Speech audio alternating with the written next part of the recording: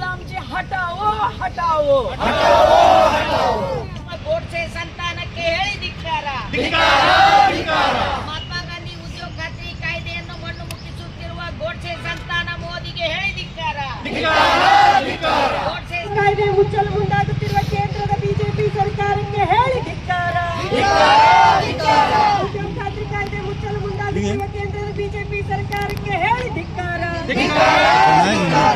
ये जो central government अभी मनरेगा को खत्म करने के बारे में सोच रहा है, उसको खत्म करके उसके जगह पे जो वीबी जी राम जी लाने के बारे में सोच रहा है। दोनों का बहुत अंतर है दोनों में।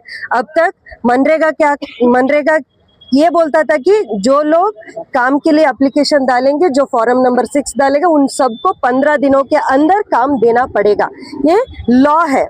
जो हमारा मनरेगा है वो लॉ है। अभी ये जो ला रहे हैं वो एक स्कीम की तरह है। ये स्कीम, ये अभी जो नया वीबी जी राम जी जो बोलते हैं उसमें ये बोलते हैं कि हम 125 दिन आपको काम देंगे, पर ये गारंटी नहीं है कि काम कब देंगे, कितना लोगों को देंगे, ये गारंटी नहीं है। अब तक जो हमारे गांव में हम लोग मनरेगा में काम करते थे, ये पंचायती के विभाग में आता था। जहां जहां पे काम है वहां पे काम दिया जाता था। जितने लोग अर्जी फॉर्म नंबर 6 डालते सबको काम 15 दिनों के अंदर मिल जाता था। अभी सेंट्रल गवर्नमेंट ये बता रहा है कि ये जो अभी नया स्कीम है उसके अंदर जो सेंट्रल गवर्नमेंट बोलेगा उसी टाइम पे काम मिलेगा। ये नहीं है कि जब जरूरतमंद जो हमारे किसान है, कूली कार्मिक लोग हैं, उन सबको जब काम चाहिए तब वो ये काम नहीं देंगे। तब ये काम देंगे सिर्फ जब उनका मन होगा। उनको देने के लिए उनका टाइम या उनके पसंद, उनका मन के बारे में जो मन की बात बोलते हैं हमारे नरेंद्र मोदी जी, तो उनके मन के मुताबिक ये काम भी चलेगा।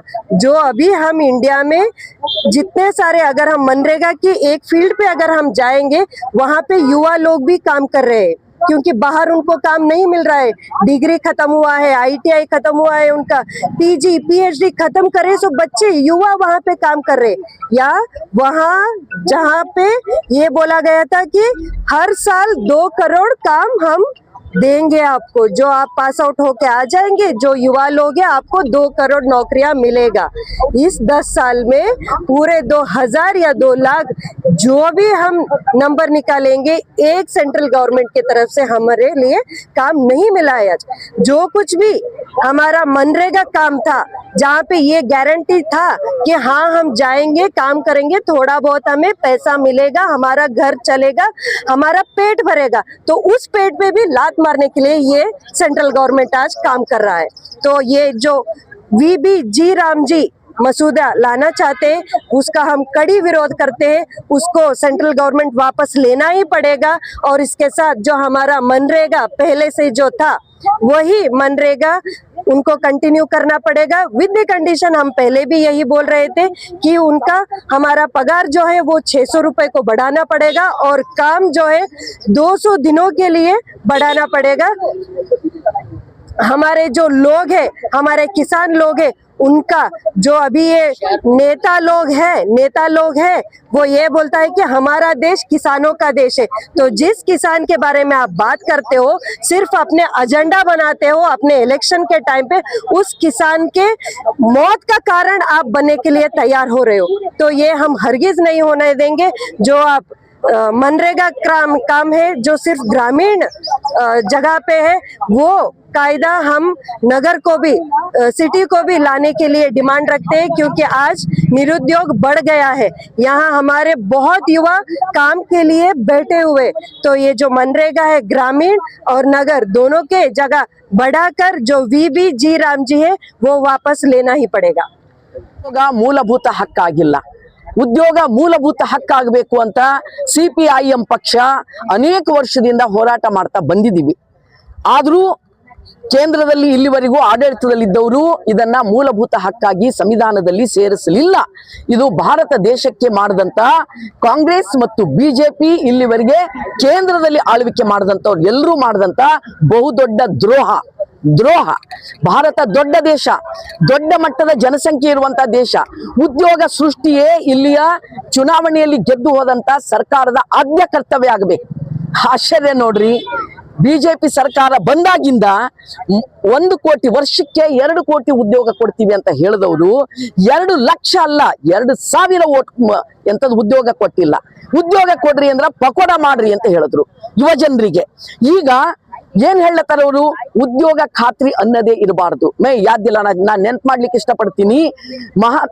ಯಾರು ನರೇಂದ್ರ ಮೋದಿ ಅವರು ಪ್ರಧಾನಮಂತ್ರಿ ಆದ ಕೂಡಲೇ ಹೇಳದಂತ ಮೊದಲನೇ ಅವರ ಸ್ಲೋಗನ್ ಏನು ಅಂದ್ರ, ಉದ್ಯೋಗ ಖಾತ್ರಿಯಲ್ಲಿ ಭ್ರಷ್ಟಾಚಾರ ಅದ, ನಾವು ಬಂದ್ ಮಾಡ್ತೀವಿ. ಹೋರಾಟ ಶುರುವಾಯ್ತು, ಬಂದ್ ಮಾಡಿದ್ರು ಜನ ಓಟ್ ಹಾಕಲ್ಲ ಅಂತ ಗೊತ್ತಾಗಿ ಉಳಿಸಿದ್ರು. ಆವತ್ತಿನಿಂದ ಯೋಚನೆ ಮಾಡಿದ್ರು, ಇರಬೇಕು ಇದು, ಆದ್ರ ಒಳಗ್ ಖೋಖಲ ಮಾಡಬೇಕು. ಯಾವ ರೀತಿ ಸಂವಿಧಾನದ ಕವರ್ ಇರಬೇಕು, ಸಂವಿಧಾನದ ಒಳಗಡೆ ಖೋಖಲ ಮಾಡಬೇಕು, ಅವ್ರದ್ದು ಅದೇ ಅಜೆಂಡಾ. ಹಂಗಾಗಿ ಈಗ ಅವರು ಈ ಸಾರಿ VBG ರಾಮ್ಜಿ ಅಂತ ತಗೊಂಡು ಬಂದಾರ. ಅವರೇ ಹೇಳ್ಬೇಕು, ರಾಮ್ ಅನ್ನೋದನ್ನ ಸೆಟ್ ಮಾಡುವ ಸಲುವಾಗಿ ಈ ಸರ್ಕಸ್ ಮಾಡ್ಯಾರ. ಅರೆ ವಾ, ದ್ವೇಷ, ಅಸಹನೆ ಮತ್ತು ಮಹಾತ್ಮ ಗಾಂಧೀಜಿ ಅವರನ್ನ ವಿರೋಧ ಮಾಡುವ ಅವರ ಷಡ್ಯಂತ್ರ ಈ ರೀತಿ ವ್ಯಕ್ತ ಆಗ್ಯದ. ಇಷ್ಟು ಸರ್ಕಸ್ ಯಾಕೆ ಮಾಡಿದಿರಿ ನೀವು? ಯಾವ ರಾಮನ ಹೇಳ್ತಿದ್ದೀರಿ? ನಮ್ಮ ವಾಲ್ಮೀಕಿ ರಾಮ ಅಲ್ಲ ನಿಮ್ಮ ರಾಮ. ಮಹಾತ್ಮ ಗಾಂಧೀಜಿ ಅವರಿಗೆ RSS ನ ನಾಥುರಾಮ್ ಗೋಡ್ಸೆ ಕೊಲೆ ಮಾಡಿದಾಗ ಮಹಾತ್ಮ ಗಾಂಧೀಜಿ ಉಸಿರ ಕೊನೆ ಮಾತಿತ್ತು, ಹೇ ರಾಮ್. ಅರ್ಥ ಏನು? ಮಹಾತ್ಮ ಗಾಂಧೀಜಿಯ ರಾಮ್ ಬೇರೆ, ಬಿಜೆಪಿಯ ಗೋಡ್ಸೆ ರಾಮ್ ಬೇರೆ. ಬಿಜೆಪಿಯ ರಾಮ್ ಶ್ರೀರಾಮ್, ಮಹಾತ್ಮ ಗಾಂಧೀಜಿಯ ರಾಮ್ ಹೇ ರಾಮ್. ಹೇ ರಾಮನನ್ನ ಕೊಲೆ ಮಾಡಿ ಮಹಾತ್ಮ ಗಾಂಧಿ ಹೆಸರನ್ನ ತೆಗೆದು ಅದರಲ್ಲಿ ಇವರ ಎಲೆಕ್ಷನ್ಗೆ ಬಳಕೆ ಆಗಲಿ ಅಂತ ಜಿ ರಾಮ್ ಅನ್ನುವ ಹೆಸರನ್ನ ಇಟ್ಟಿದ್ದಾರೆ. ನಾವು ಇದನ್ನ ಅವರಿಗೆ ಹೇಳ್ತೀವಿ, ಇಂಥ ಸರ್ಕಸ್ ಅನ್ನ ಬಿಡ್ರಿ. ಈ ರೀತಿ ನೀವು ರಾಮ ದ್ರೋಹಿ ಕೆಲಸ, ಹೇ ರಾಮ್ ದ್ರೋಹಿ ಕೆಲಸ, ಮಹಾತ್ಮ ಗಾಂಧಿ ವಿರೋಧಿ ಕೆಲಸ ಬಿಟ್ಟಾಕ್ರಿ. ಎರಡನೇದು, ಈ ದೇಶದ ಇಡೀ ಸಂಪತ್ತನ್ನ ಯಾವ ರೀತಿ ಮಾಡ್ಯಾರ, ನಾವ್ ಇದ್ರಲ್ಲಿ ಅಂಕಿ ಸಂಖ್ಯೆ ಸಹಿತ ಕೊಟ್ಟಿದೀವಿ. ಭಾರತ ದೇಶ ಅನ್ನೋದನ್ನ ಎಷ್ಟು ಬಡತನಕ ಹಾಕ್ಯಾರ. 2014ನೇ ಇಸ್ವಿಯಲ್ಲಿ ಭಾರತದ ಸ್ಥಾನ ಬಡತನದ ಸೂಚ್ಯಾಂಕದಲ್ಲಿ 55ನೇ ಸ್ಥಾನ ಇತ್ತು. 10 ವರ್ಷದ ತರುವಾಯ 105ನೇ ಸ್ಥಾನಕ್ಕೆ ಭಾರತದ ಬಡತನ ಬಂದಿದೆ. ದಯವಿಟ್ಟು ನನ್ನ ಮಾತ ಗೌರವದಿಂದ ಕೇಳಬೇಕಾಗಿ ವಿನಂತಿ. 10 ವರ್ಷದಲ್ಲಿ ನರೇಂದ್ರ ಮೋದಿ ಅವರು ಈ ದೇಶದ ಒಟ್ಟು ಆದಾಯದ 40% ಇನ್ಕಮ್ ಅನ್ನ ಅದಾನಿ ಅಂಬಾನಿ ಅವರಿಗೆ ಕೊಟ್ಟಿದಾರ. ಅದಾನಿ ಅಂಬಾನಿ ಇನ್ಕಮ್ ಸಹಸ್ರ ಪಟ್ಟು ಹೆಚ್ಚಾಗ್ಯದ. ಭಾರತ 55ನೇ ಸೂಚ್ಯಾಂಕ ಸ್ಥಾನದಲ್ಲಿ ಇದ್ದಿದ್ದನ್ನ 105ನೇ ಸ್ಥಾನಕ್ಕೆ ತಳ್ಳಲ್ಪಟ್ಟದ. ಭಾರತ ಬಡತನದಲ್ಲಿ, ನಿರುದ್ಯೋಗದಲ್ಲಿ, ಹಸಿವಿನಲ್ಲಿ ಒದ್ದಾಡ್ಲತ್ತದ. ಅವರ ಕಣ್ಣು ಈಗ ಉದ್ಯೋಗ ಖಾತ್ರಿ ಕಾಯ್ದೆ ಮೇಲೆ ಅವರು ತಿದ್ದುಪಡಿ ತಂದಿದಾರ, ಮಸೂದೆ ಮಂಡನೆ ಮಾಡಿದಾರ. ಆಲ್ರೆಡಿ ಮಸೂದೆ ಒಳಗೆ ಏನದ, ಮೊದಲಿನ ಉದ್ಯೋಗ ಖಾತ್ರಿ ಕಾಯ್ದೆಯಲ್ಲಿ, ಒಂದೇ ನಿಮಿಷ ನಾನು ಹೇಳ್ತೀನಿ, ಇದನ್ನ ಎಲ್ರಿಗೂ ಗೊತ್ತಾಗಬೇಕು. ಮೊದಲಿನ ಕಾಯ್ದೆಯಲ್ಲಿ ಅಧಿಕಾರ ವಿಕೇಂದ್ರೀಕರಣದ ಪಂಚಾಯತ್ ರಾಜ್ ವ್ಯವಸ್ಥೆ, ಗ್ರಾಮ ಪಂಚಾಯತ್ದು ಮುಖ್ಯ ಪಾತ್ರ ಇತ್ತು. ಅವರು ಗ್ರಾಮ ಸಭಾ ಮಾಡಿ ಎಷ್ಟು ಬೇಕಷ್ಟು ಯೋಜನೆಗಳನ್ನ ಮಾಡಿ ಎಲ್ರಿಗೂ ಕೆಲಸ ಕೊಡ್ತಿದ್ರು. ಕಾಯ್ದೆ ಒಳಗಿತ್ತು, ನೀವು ಫಾರಂ ನಂಬರ್ 6 ಕೊಟ್ಟಿದ 15 ದಿವಸದ ಒಳಗಾಗಿ ಕೆಲಸ ಕೊಡ್ಲೇಬೇಕು ಅನ್ನೋ ಕಡ್ಡಾಯ ಇತ್ತು. ಈಗ ಇವ್ರು ಹೇಳ್ತಾರ, ನೋ ನೋ ನೋ, ಗ್ರಾಮ ಪಂಚಾಯತ್ ಏನು ಕೆಲಸ ಇಲ್ಲ, ಸೆಂಟ್ರಲ್ ಗವರ್ಮೆಂಟ್ ನವರು ಯಾವ ಕೆಲಸ ತಗೋಬೇಕು ಅಂತ ಹೇಳ್ತೀವಿ, ಯೋಜನೆ ನಾವೇ ಮಾಡ್ತೀವಿ, ನಾವು ರೊಕ್ಕ ಕೊಟ್ರೆ ತಗೋಬೇಕು, ಇಲ್ದ್ರ ಇಲ್ಲ. ಹೆಚ್ಚು ಕೆಲಸ ಬೇಕು ಅಂದ್ರ ರಾಜ್ಯ ಸರ್ಕಾರದವ್ರು ಕೊಡ್ರಿ, ನಾವಿದನ್ನ ಕೊಡಲ್ಲ.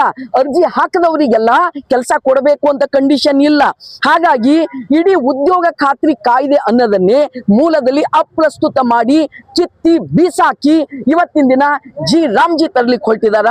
ಉದ್ಯೋಗ ಖಾತ್ರಿ ಕಾಯ್ದೆಯನ್ನ ತೆಗೆಯುವ ಮೂಲಕ ನನ್ನ ಕೊನೆಯ ಮಾತು ಹೇಳ್ತಾ ಇದ್ದೀನಿ, ಭಾರತ ದೇಶದ ಸಹಸ್ರ ಸಂಖ್ಯೆಯ ರೈತರು, ಕಾರ್ಮಿಕರು, ಮಹಿಳೆಯರು, ಈ ದೇಶದ ಸಂಪತ್ತನ್ನ ಸೃಷ್ಟಿ ಮಾಡಿದವರು, ಅವರಿಗೆ ನೀವು ಉಪವಾಸ ಹಾಕುವಂತ ಕೆಲಸವನ್ನ ಮಾಡ್ತಾ ಇದ್ದೀರಿ. CPIM ಪಕ್ಷ ಇದನ್ನ ತೀವ್ರವಾಗಿ ವಿರೋಧ ಮಾಡ್ತದೆ. ಇಮ್ಮಿಡಿಯೇಟ್ ಈ ಮಸೂದೆ VBG ರಾಮ್ಜಿ ಮಸೂದೆ ವಾಪಸ್ ತಗೋಬೇಕು. ಹಿಂದಿನ ಮನ್ರೇಗಾ ಉಳಿಸಬೇಕು. ಮನ್ರೇಗಾದಲ್ಲಿ 200 ದಿನ ಕೆಲಸ ಕೊಡಬೇಕು ಮತ್ತು 600 ರೂಪಾಯಿ ಕೂಲಿಯನ್ನ ಕೊಡಬೇಕು. ನಾವು ಇದಕ್ಕೆ ಸ್ಟಿಕ್ಕರ್ ಆಗಿದ್ದೀವಿ. ಅವ್ರು ಹೇಳ್ತಾರ 125 ದಿನ, 125 ಅಲ್ಲ 300 ದಿನ ಹೆಚ್ಚು ಮಾಡಿದ್ರು ಕೆಲಸ ಸಿಗಲ್ಲ ಅಲ್ಲಿ ಅಂತದ್ ಮಾಡಿದೀವಿ. ನಾವು ವೇತನ ಹೆಚ್ಚು ಮಾಡಿದೀವಲ್ಲ ಅಂತೀವಿ, ನೀವು ರೊಕ್ಕನೇ ಕೊಡಲ್ಲ. ನೀವು ಎಷ್ಟು ವೇತನ ಹೆಚ್ಚು ಮಾಡಿದ್ರು ಏನು? ಅರೆ ವಾ, ಭಾರತ ದೇಶದ ಬೆನ್ನಲ್ಲಿ ಚೂರಿ ಹಾಕುವ ಕೆಲಸ ಈ VBG ರಾಮ್ಜಿ ಕೆಲಸ ಮಸೂದೆಯಲ್ಲಿ ಬರ್ಕೊಂಡಿದಾರ. ಇದು ಯಾವತ್ತೂ ನಾವು ಒಪ್ಪೋದಿಲ್ಲ, ಭಾರತದ ಸಮಸ್ತ ಜನತೆ ಒಪ್ಪೋದಿಲ್ಲ. ರಿಜೆಕ್ಟ್ ಮಾಡ್ತಾ ಇದ್ದೀವಿ, ತಿರಸ್ಕರಿಸ್ತಾ ಇದ್ದೀವಿ. ವಾಪಸ್ ಆಗ್ಬೇಕು ಮಸೂದೆ. ಹಳೆಯ ಮನ್ರೇಗಾ ಇನ್ನೂ ಸ್ಟ್ರೆಂಥನ್ ಮಾಡಿ ಬಲಿಷ್ಠಗೊಳಿಸಿ ಜಾರಿಯಲ್ಲಿ ಇಡಬೇಕು.